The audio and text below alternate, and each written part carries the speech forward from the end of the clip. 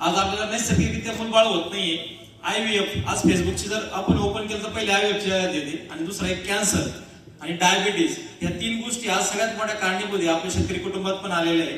तर अन्न हेच औषध ह्या संकल्पनेवरती मी काम करतो. देशी गाय आधारित शेती करतो. शेतीसाठी लागलेल्या सगळ्या निविष्ठ मी स्वतः बनवतो आणि अत्यल्प दरामध्ये शेतकऱ्यांना विकतो पण.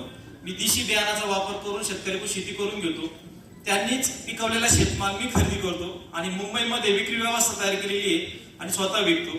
तर या ठिकाणी मला हे सांगायचं आहे की भविष्यामध्ये आपल्याला डॉक्टरला माझा विरोध नाही. तुम्ही महिषामधून डॉक्टर विरुद्ध बोलते अजिबात नाही. आपल्याला काही ठिकाणी डॉक्टरकडे जावं लागणार आहे.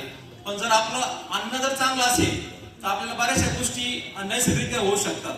आज मोठ्या प्रमाणामध्ये आपल्या घरातल्या ज्या मुली वगैरे यांना आपल्याला मोठमोठ्या स्पेशलिस्ट डॉक्टरकडे घेऊन जावं लागतं. त्यावेळेस ते पण डाएट प्लॅनच सांगतात की तुम्ही हे खा ते खा, काही टॅबलेट पण देतात.